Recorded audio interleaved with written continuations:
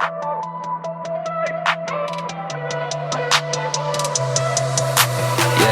got a big start, got a good heart. First gotta say that, gotta think smart, trying to make moves. What's going on, Hoop Up family? This is Matt here with another video for you guys. For this one, I'm excited to do this one because this is actually something that's pretty. I don't want to say it's near and dear to my heart, but this is a video that I've been excited about, to do, especially with when we talk about basketball shoes. I know a lot of the times. As I mentioned, we will give you a lot of basketball content, but I wanted to change it up a bit and talk about basketball shoes. Now, in particular, I know everyone's been a fanatic of basketball shoes, or whether it's Jordans, the Durants, the Currys, whatever you're into. I know this is something that you guys will enjoy. Well, today I want to go ahead and talk about my 5 favorite pairs of Kobe's, my 5 favorite Kobe's. Now, the official name of it is the Nike Zoom Kobe's, and you can put a number on whatever. Now they're listed as the Protros because of now they're throwbacks or updated throwbacks of shoes that he wore when he first came in with the Nike line. Just to give a brief, I don't want to go in and give a brief history about the Nike Protros or anything like that, or Kobe and Nike and everything like that. That's going to drag this on a little too long. However, for me, the Kobe's have been a personal favorite of mine since 2009. No, actually, since 2010. Actually, they've been a personal favorite of mine since 2010. When I first started wearing them. Now, I used to wear different shoes. I used to change it up a bit. Used to wear Jordans on the court, which were heavy as I don't know what. I used to wear Adidas. I stopped wearing Adidas, the pro models that we had in high school. For those who know, back in I want to say 2008, 2009, the pro models were a thing. If you wore those and you were playing basketball in high school, those were the ultimate team shoes before everybody started rocking with different shoes such as the Hyperdunks and stuff like that. Pro models were the thing. However, I wanted to try out the Kobe's. I believe it was the Kobe 5s at the time when they first came out. I remember seeing the commercials, with the puppets, with the Kobe puppets, dancing and the song. Just look it up on YouTube. You'll know what I'm talking about. But the biggest thing was when I first wore them, they were low tops. Now I'm not huge. I wasn't huge on low tops at the time because I sprained my ankle a lot. I twisted and sprained my ankle a lot, even fractured it wearing shoes that I wasn't supposed to wear. But that was my thing. I was wary about it, but I was going to give it a try. So I went ahead, wore those Kobe's, and I was just shocked at how they felt. They were low, not only were they low, but they were super light. I can make sharper turns, which I needed on my ankle. I wasn't constrained, and the ankle support was fantastic. So I fell in love with it, and didn't turn my back, or I didn't, turn away from it ever since. So I just want to go with my personal favorites now. It used to be that Kobe's were the thing you could get. You can go into the store, you can get them for about 120, 180. They shot up now, but they used to be the thing. And then when Kobe retired, everybody was trying to get them, and they were kind of hard to get. But when the Protros were coming out, you could get your hands on the Protros. You could go to the Nike outlet and get them months after they released. However, due to his unfortunate and his tragic passing of him and his daughter, Gigi, last year, Nike stopped selling the shoe after a minute. I want to say, and then a little bit, I want to say come August, That's when his birthday rolled around. They started releasing the shoes, and now it was hard. It's super hard to get now, unless you just have incredible luck through online stores. Very hard to get now. I think they're hard to get, and unless you want to spend about 300, $400 on Kobe's on the secondary market, they're just hard to get until the day until the day Nike decides we're gonna release them again in stores. And I know right now everything's shifting towards online, and then with the coronavirus pandemic, with the pandemic that we had, it kind of, we don't know when shoe releases will be in store again like that. But just to let you guys know, this is my personal favorite. Don't, I know everyone's gonna go, well, what about this shoe? What about that shoe?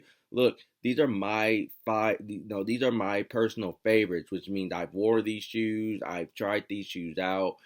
And I know everybody's gonna have a fuss about it and everything like that. Like, everybody's gonna have a fuss about what shoe to, that I should pick. But this is my personal favorite. So, without a doubt, here we go. We're gonna start off with this. Start off with number 5.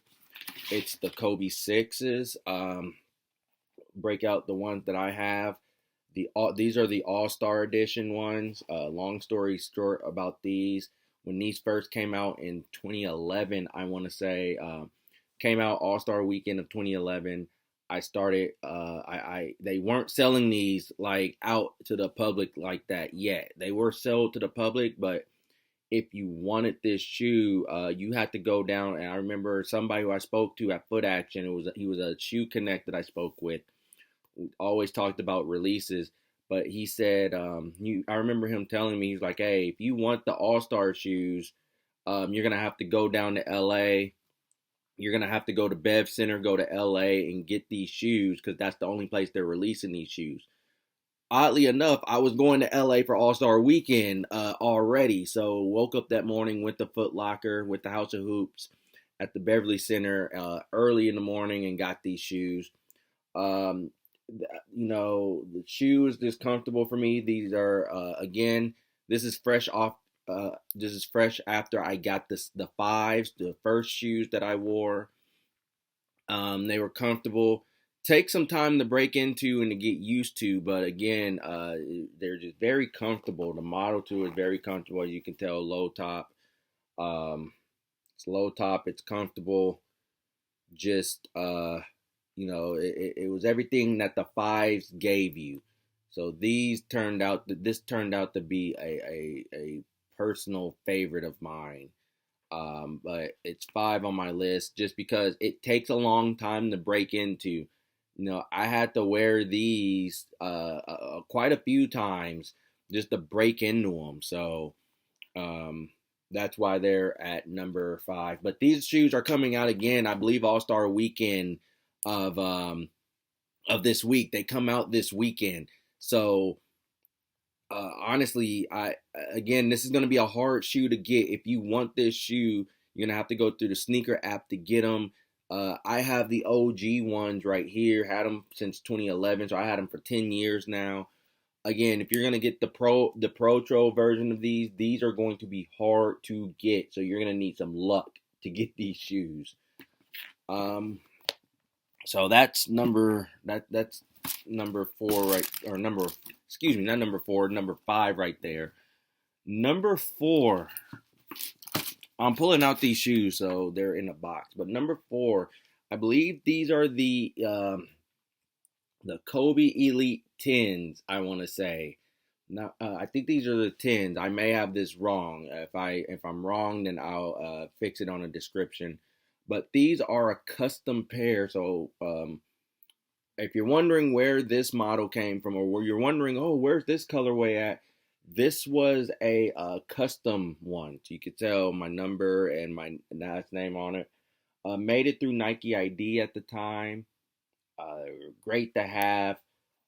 This one, ultra comfortable, although the soles, the reason why these are at 4 is because inside it's very slippery. As you can tell, the soles are are kind of slick.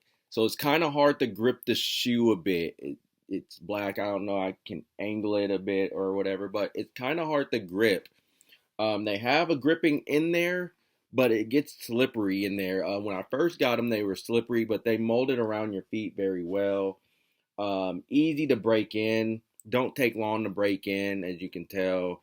It goes away from the snakeskin the snakeskin material. And again, this was like years ago, but this was like in the middle of when Kobe had like that boot style of shoe, the boxing style kind of shoe that was very restrictive to your ankle. But it's kind of a how can I put it, a wool type of material. So I mean, good feel to it. You could tell the little stitching on the back, the little stitching on the back representing from when he had his Achilles tear. Again, another low top, but this was before they started making the mid top. So this was kind of a low mid top hybrid style. Again, I needed something that helped me make the sharper turns. I tend to make sharp turns with now that I have a little bit of flexibility in my right ankle. So this is number 4 for me. Again, this was something that I designed. I designed it on 2K as well. So if you guys want me to share it with you guys, let me know. Leave a comment on the description. But I tend to wear these from time to time. But now they make a loud noise. You can hear they creak a little bit now. So coming from the bottom. So I don't know why it does that now. But if you go in an empty gym and walk in these, you can hear them. Like you can hear somebody coming a mile away. So that's just from years of wearing it and being on the court with it. So that one was good. So number 3, and I don't have these out. It's deep in my closet right now. But number 3 is the Nike Hyperdunks, the Olympic Hyperdunks from 2008. If you guys remember, in 2008, he had the Olympic Hyperdunks, and you can find them online. Just type in 2008 Olympic Hyperdunks, something that he wore. Very light. It was right when the Hyperdunks were really they just came out at that time. Actually, I believe the Hyperdunks just came out at that time. And if you guys remember Kobe when he jumped over the Aston Martin, that was the shoe he wore. It wasn't that particular shoe, but it was the shoe he wore. So that one is a high top, but it's light. It's light. That one, the reason why that one's number 3 to me is the only reason why it's number 3 to me, and this is an honest truth, is because it's a high top. But the comfort level is cool. The only thing I can say about that shoe is that it unties a lot, and it has a long string to tie. So you're going to have to double tie it. If it unties, you're going to feel it. It gets annoying after a minute, but it's a good shoe to have. It's one of those shoes where if you want to break it out every once in a while, then that's the shoe to break out. The design's great on it. It's a pretty shoe. I know I'm using pretty, but it's a nice shoe. However, it just takes forever. And I mean, it takes forever to tie up and just, it gets annoying after a minute. But the reason why is because it's a nice shoe. It's one of those shoes where if you want to wear it for style, it's nice for style. To play in, to your prerogative. If you like the '08 Hyperdunks, that's great. If you're a young guy or a young kid, never wore Hyperdunks, the '08 old school Hyperdunks is going to take some getting used to. Number 2 is the Kobe 4s. Now, these are the Protros. These aren't the OGs. These were the shoes that I didn't get my hands on when they first came out. These are the Protros. This was the shoe. Now, a lot of people say, oh, this should be number 1. This was the shoe that started off the low top, the low top era. This was the shoe that started off the low top wave. And you can tell was, it was comfortable. It's built like a soccer shoe, and in essence, again, low top. It's a low top. Don't take long to break into, but the Protro, the how can I put it? The material and everything is different from the OG. It's an updated material that's fit for playing. So the Nike, the Kobe fours, these are the fours. These are number 2. I love playing in them. I wanted the Charlotte Hornet ones, but these work. Love playing in them. Um, they're an outstanding fit. I think these were the last releases before the fives came out. I think the fives were the last releases before he died, and it became difficult to purchase. So the fours, great. They're outstanding. Again, you have a reason to have them at number 1 too. So I won't fault you if you have them number 1 personally on your list. So the next shoe, my number 1 shoe with the Kobe's, especially with Kobe's that has been a very personal favorite of mine. So we went through 4 of them. I gave you a reason why I liked them, why I didn't, or why they were where they were on my list. But now we've gotten to it. We've gotten to number 1. And the number 1 shoe, of course, are the fives. Um, a quick backstory behind why the fives are my favorite. The shoe I'm holding is the original OG fives. These were the first fives colorways that were released. As you know, this was on the Foot Locker commercial. A lot of people, as people know, the MV puppets, as they were called, with LeBron and Kobe. You had Kobe's puppets and the Foot Locker workers on there, and they're singing that song. I'm not gonna look for it, but you can look it up on YouTube. I was talking about it actually, as a matter of fact, earlier. But this was the shoe that caught my attention. And so I saw the shoe. I think I saw it on Slam Magazine too. And I was like, you know what? Let me go ahead and let me try these shoes out. I was like, let me go ahead and wear these shoes and try these shoes out. They're low top. And at this time, again, I was wearing the pro models. I was trying to make a switch. I was making a switch. Made a switch from from wearing high tops. And mind you, I've been wearing high tops my whole life. Stuck with high top because I fractured my ankle back in 8th grade. And here I am going to low top. So what's the point of this, right? What's the point of this? Well, when I first wore them on the court, I think I broke them out the same day I bought these, the same night I bought these. I broke them out.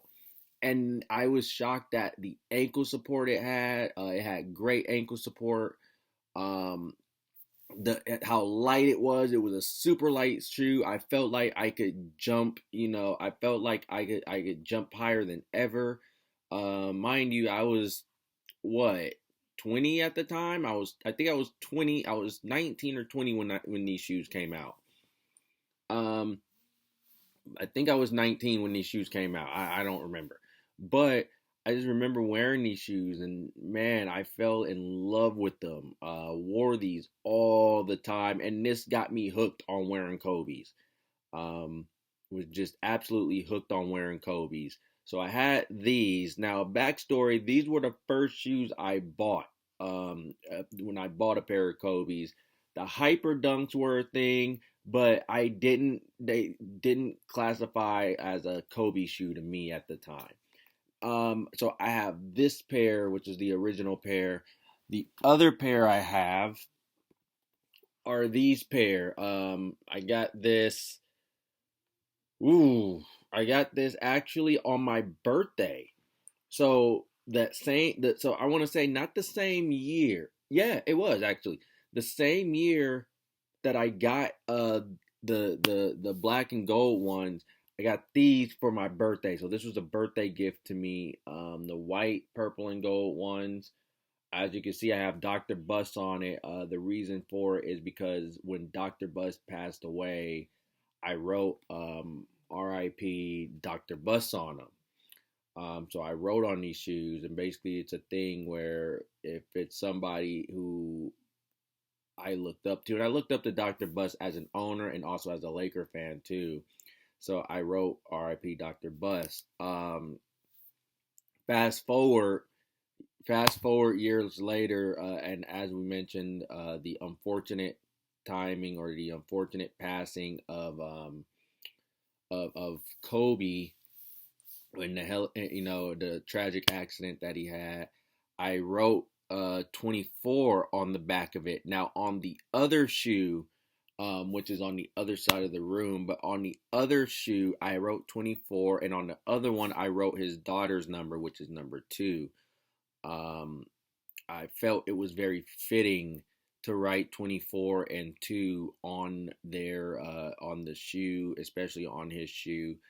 I felt it was very fitting to do it, especially to put Gianna Bryant's number on there. Simply put, for the fact that I coach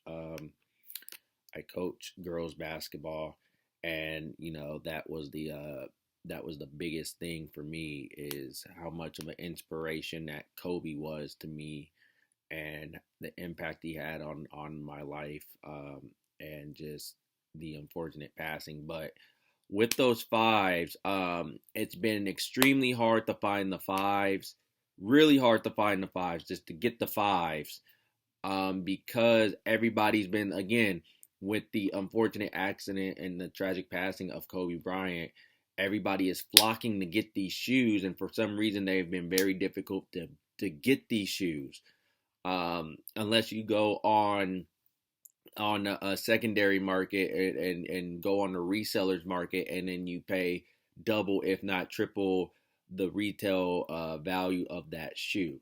So that shoe, they've come out with a numerous amount of those shoes. They came out with a number of those shoes, and it's just been impossible to get, unless you're on a resales market, or unless you got lucky on Sneakers or Foot Locker or wherever. So those are the shoes that were very hard to get. I held on to my original ones. I still hold on to those, but so there you have it right there. Again, I know with the 6s, they're about to come out this weekend. They come out this weekend for All-Star Weekend. The All-Star Edition shoes that I showed you. If you're trying to get those, I recommend some serious luck, because those shoes are going to go like crazy. But anyway, those are my personal 5 favorite Kobe's. Let me know what you think. And what are your 5 personal favorites? Because honestly, everybody has a favorite. And I know some people, again, I know you guys are going to disagree with me and the shoes that I picked and whatnot. I know some will disagree with me, and that's okay, but this is, I just wanted to put this out. This was my personal list of, my favorite Kobe's, which means I've worn these shoes. I know a lot of people, they have these shoes, or they pick their favorites based off of the way they look, but not the way that they feel or anything. So I just wanted to, based off of the shoes I've worn, how they feel, and what I like about them, maybe what I don't like about them, and the design. But let me know what your favorites are. Let me know what your favorites are in the comment section. Let's chat about that. And then, I'll bring more basketball shoes. I got a closet full, so we'll go more into it. But until then, you guys take care. Getting assists, looking at me, getting those deals. Yeah, I said no, offer 10 bills for one song. Holy shit, but we good, gonna blow up quick. Gotta waste no time.